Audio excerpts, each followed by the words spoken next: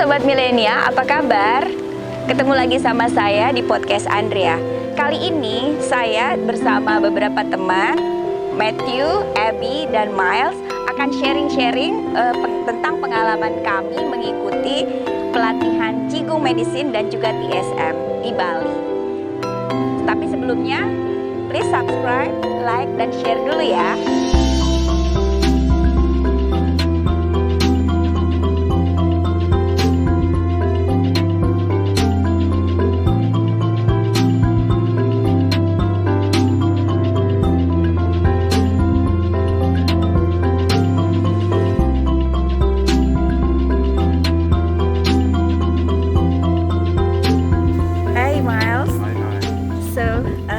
About yourself, where do you come from?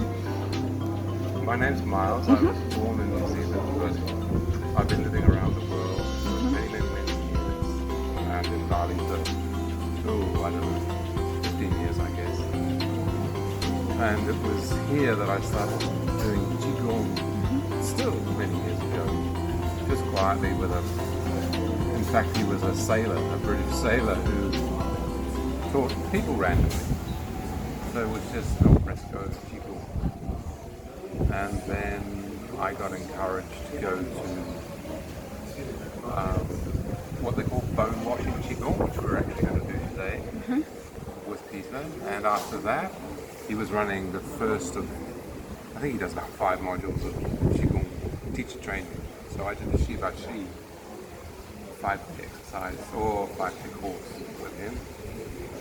And that was, well, that was so profound. I actually was really worried driving home from Buddhism because it just so impacted and released so much from me. Then I went and did another course with a Malaysian Qigong teacher, which focuses on medical Qigong. So it's called Wellness Medical Qigong. And that course I completed. And then I stepped out of it. And I thought, oh no, I need to get back into this. So when people, even we're in the sort of lockdown world, said, no, we're going to run the 5 elements. I said, yeah, I need this. I seriously need to hook back up because I was just adrift. And I knew the benefits of Qigong, so I turned up here 5 days ago. Wow, that is very nice then. So what do you think about we are all here because only 8 of us, and we are also under the what we call it health protocol procedure. So is it better at all rather than have nothing, or so? What do you think of it? I mean, I take my hats off to Peter and Steffi for running the course. Okay. And I'm just so delighted so many people turned up. Wow. Because for some time they just had nobody. For all the reasons, signing up. They're too afraid to come, to go offline, all of that. So the numbers don't matter. You need financially, of course it does. Right. To have this, and what's lovely about Qigong is that it's not people you would expect to turn up. There's not a bandwidth of people who do Qigong. Qigong's universal. Yes. So look at us, look at you and me. I mean, how different are we? We have ever met? Yeah. It's great bonding too, and the sort of information that you get goes beyond just the practice of Qigong. Yeah, I'm fully agree with that because now, after just 5 days, then we become like a small family. Yeah. Yeah, and we're doing together. Yeah. I mean, we have little groups that we still stick together after 5 years. Really? Wow. Yeah.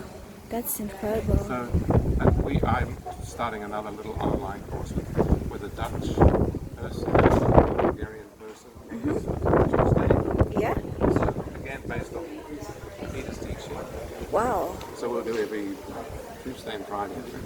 So, this Qigong stuff is also available online. And does it have a same or similar impact with it? Not really.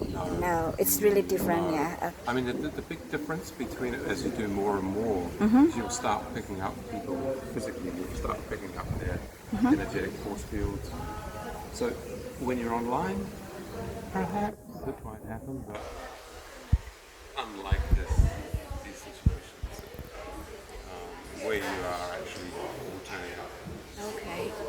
I don't have the experience. It's just sort of maybe a prejudice even. Yeah, but at least your experience, to follow a lot of courses before, so it can be very useful to the audience, like to know. Yeah, So, do you have something to say to the audience about this pandemic era and connection to the Qigong itself? Look, there's so much to say about that. I mean, I tell you now straight up, my sister and her husband have been in the hospital with COVID in London. Oh wow! So, it's anywhere and everywhere. But as an event, it's been around for thousands of years. Yeah. It's just a manifestation of a different format. The thing is, with social media and big pharmacy companies and all that blah blah blah. blah. Yeah. So I But think Qigong it'll put you in a zone where you can be in control of yourself a lot more and not be so vulnerable to bombardment of, oh, you should wear this, drink that, have this, have that, because it's all within us anyway. So it empowers you. Just like that breathing. It empowers you and it gives you knowledge. So why am I not sleeping, or why am I constipated, or why do I feel like low power today? You now have it gives you the tools. okay. So that was awesome, Miles. Thank you very much for your Oh, it's a time. pleasure. And hope to see you again soon on Same. another course. Okay, bye.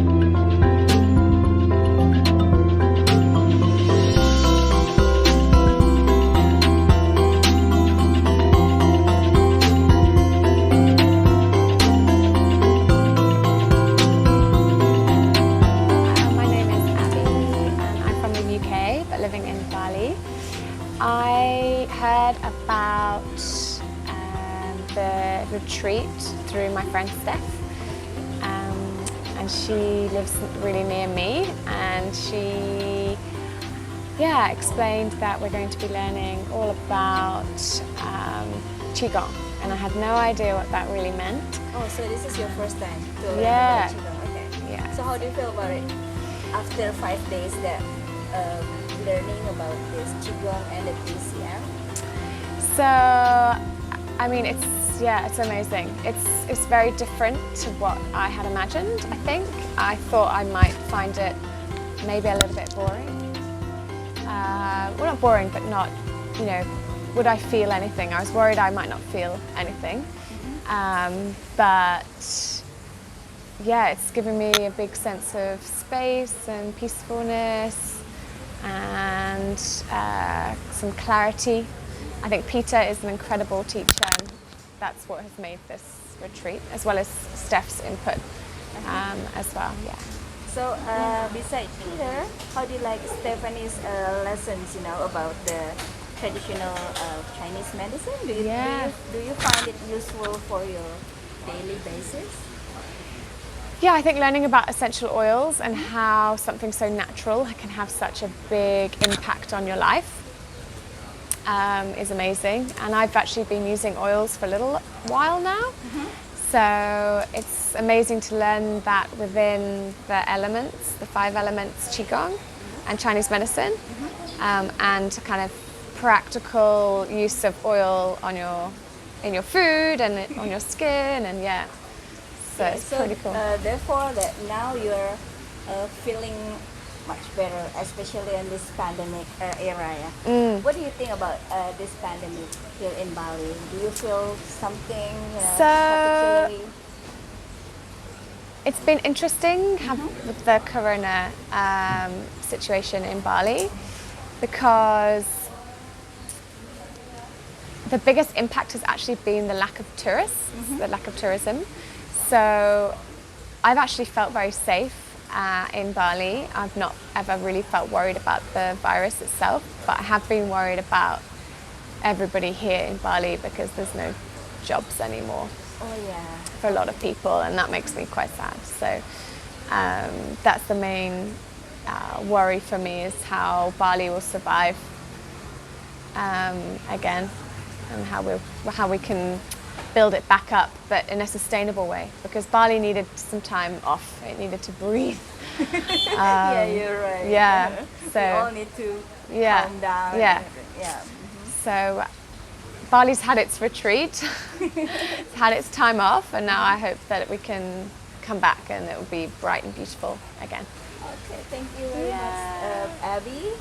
And one last, what do you want to say to our audience, of this podcast, according to the pandemic, like, what should we? I would say there's so much, it's out of our control. So don't try and don't overthink and over worry about it, because you can only control what's in your area, in your life. So just take some small steps: meditation, healthy eating, exercise, and look after your family and friends, and then time will heal. Okay, thank you very much again for your time. Thank you. Okay, have a safe trip. Yes. Tomorrow, and hope to see you next.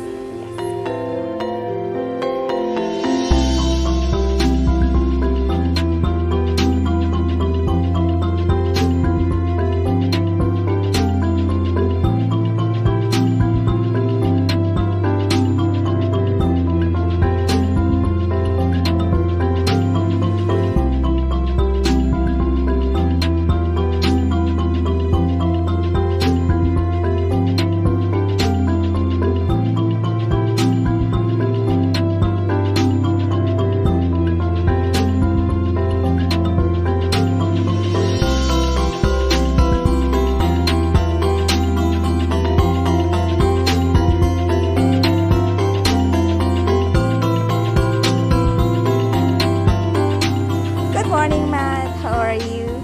Good morning. I'm well. Oh, yeah, okay. Matt, would you just tell us where you originally come from? Sure. Yeah. I am from Boston, in the United States of America. Okay. And just tell me a bit about yourself then. Yeah, sure. So like I said, I'm from Boston, United States, where the weather is completely different. And what do you do there? I mean, before you come here. Yeah. I'm an entrepreneur. Okay. So ever since I graduated university, I've been focusing on water, sustainability, and other types of entrepreneurship. That's nice. Yeah. So what makes you the first thoughts coming here to Indonesia? Are you on vacation at first? Yeah, so to be completely honest, I didn't know much about Bali before I came here. And like I said, I'm an entrepreneur. I sold one of my businesses a little over a year ago so that I could travel the world and have a sabbatical, take a big break. So I started in Thailand. Okay. And I spent some time in Cambodia. And I originally planned on coming here for a couple weeks to meet up with my friend. And unfortunately, my friend, his family member passed away, so he couldn't come. However, I still had the ticket, and I wanted to come. So you went alone? I came alone. That was, you came alone. It was on, what was that? This was back in February in 2020. February this year? Yes. Wow. Yeah. So that's how you start to get locked down here in Bali, right? Right. So. And in February, COVID was known, but it wasn't really a big thing yet. No one was Not really yet, talking about it. Right. But okay. So after 10 months that exactly what are you doing here while you're waiting to get the opportunity to get back to your place in Boston? What do you do? I mean, here. Yeah, sure. Well, I do have permission to go back to Boston. I can easily go back if I want, but I'm choosing to stay here. Oh, okay. Yeah. So you are choosing to stay at last. Correct. Why is it? Correct. Well, I'll answer both the questions. So what am I doing? So before I got here, like I said, I was an entrepreneur. And I would kind of call myself a workaholic. I would work 80 days a week. I would work during holidays. I'd work during the weekends. And for a lot of that time, to be honest, I loved it. It didn't feel like work to me. But at a certain point, it became work. And at that point, I felt a little bit trapped inside of my own business that I had created. Okay. And I believe that I developed some unhealthy habits, like lack of sleep, too much caffeine, and ultimately not really being connected to energy. I see. So with that, I had, I ended up getting a little sick a couple years ago. And I made a big shift in my habits. And I decided to sell my business, which I did a little over a year ago. And I wanted to pursue some of my other dreams. For example, like traveling to Asia. And it's something I always wanted to do. And since I've been out here, I've taken up the opportunity to really kind of reset. Okay.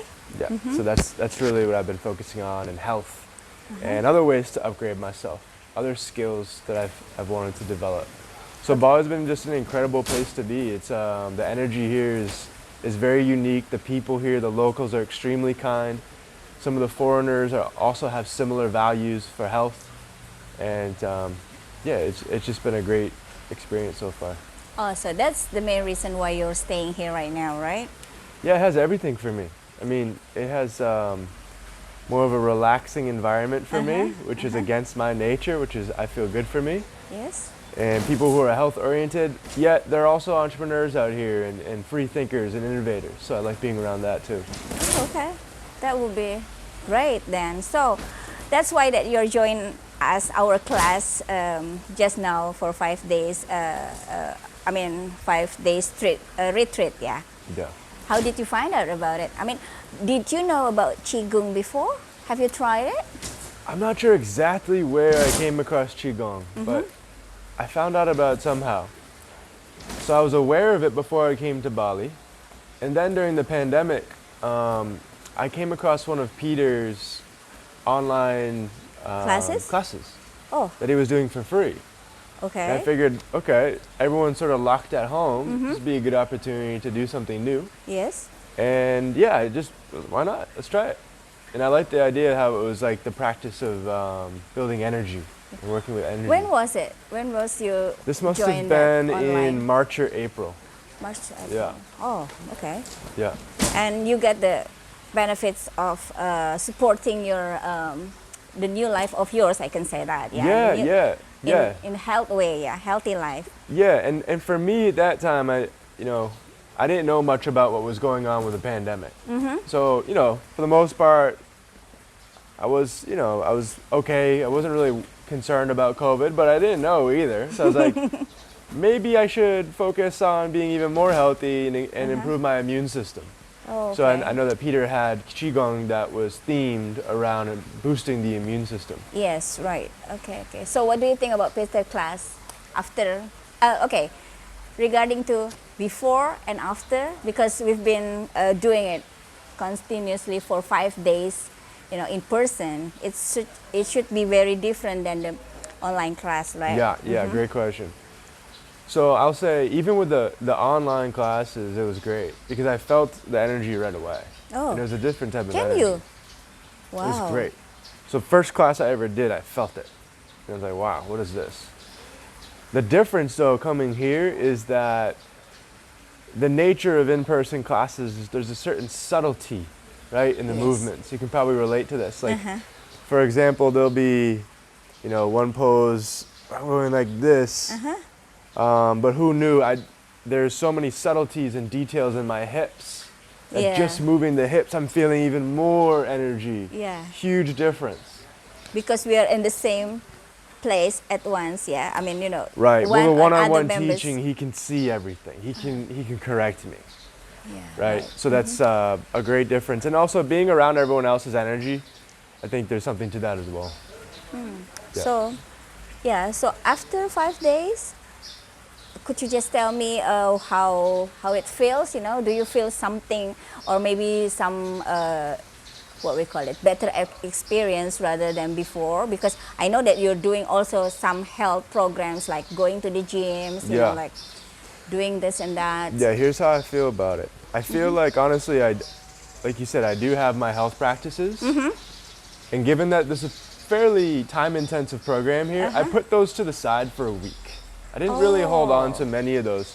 For example, meditation or my fitness and things like this. But how I feel is that I just kind of like collected a bunch of new tools. Like I just kind of like I got more power to go back home with. Okay. And now I can bring that to my existing practices. So I feel like I powered up. You're And, powered up, and it's also like can combine with other things that you already been, right? Like meditations. And by Exactly. the way, how did you get into this meditation things just before it? Because as you said before that this kind of alternate, we can say that alternate traditional practice is really not common for you, right? Back home, or do you do it? Well, it is becoming In common Boston? now. Oh, I would is say it? it's becoming much more common now. You I would mean say, in Boston? yeah, in Boston. Oh wow! I would say especially in the entrepreneurship community, it's very intense, right? Yeah. So I think there needs to be stressful. So Yeah. that's typically how people connect to it. Is I'm so stressed. I need to You get out of need my head. something to release it, right? Right. Okay. But to answer your question, I've always been curious about life. I've always been curious about how life works, and I'd say kind of inquisitive and intuitive. So I started traditionally meditating when I was 21 years old, so that's 10 years ago. Wow. But before that, I would say there are times where I meditated without knowing that it was meditation. I would just sit with How myself. could it and, be? I mean, how could it be? You didn't realize it that it was kind of like a meditation. Well, I didn't thing? really know what meditation exactly was. I've heard of it. I didn't know what it was. Okay. But I would sit, sometimes I just remember like being in school and my friends would be off and I would just like want to sit with myself and listen to okay. what was going on inside and outside of me, and that's really how it started. Wow, that's such a great experience. Now, so you're improving much, and then you're gaining power, like you said. So it's like, and you can combine with Yeah. the things that you're. Yeah, I'm excited for that. I'm excited for that. Like, we're at the end of the retreat, so I may be a little bit kind of Relax. relaxed Yeah. or lower energy in one side of the way, but I feel grateful for the knowledge that I have. And yeah, I'm really excited to go back and integrate everything and Oh, okay. start it. Yeah. Wow, that was such an experience then, Matt. Okay, now before we close, just one quick questions. So what would you do with your Qigong experience for the next step of your, say like your healthy new life and healthy lifestyle, whatever it is, So what are you gonna do with it? Yeah, I mean, practice, right? Simple. There's nothing else besides just practicing. I remember Peter, our teacher, he was talking about the difference between all of the different experts, and some people say that their belief is better than the others, and their background's better than the others. But Peter says that the number one thing that distinguishes the difference between someone who's not a master and someone who is, it's how much time they put in. So that's number one, is incorporating this into a daily practice. I intend to do this every day in the morning. So that's number one. We already have the 5 element system that Yes, we can begin to practice. So yeah, real easy. Practice that. and discipline to do it. Yeah. Yeah. What about this kind of vegan? Because we're doing it so well while we're here, for 5 days. Are you going to continue that, being Well, I a have to. vegan? I have to. Yeah. I mean, I think people, including myself, sometimes like to get complex or like, what's the best way to do this? We have a simple system. So I think all the energy should simply be focused on implementing it on a daily practice and take it from there one step at a time. Okay. Wow. So thank you very much for your time, Mike. Matt, once again, and good luck Appreciate it. for all that you're gonna do here for the next step of your life.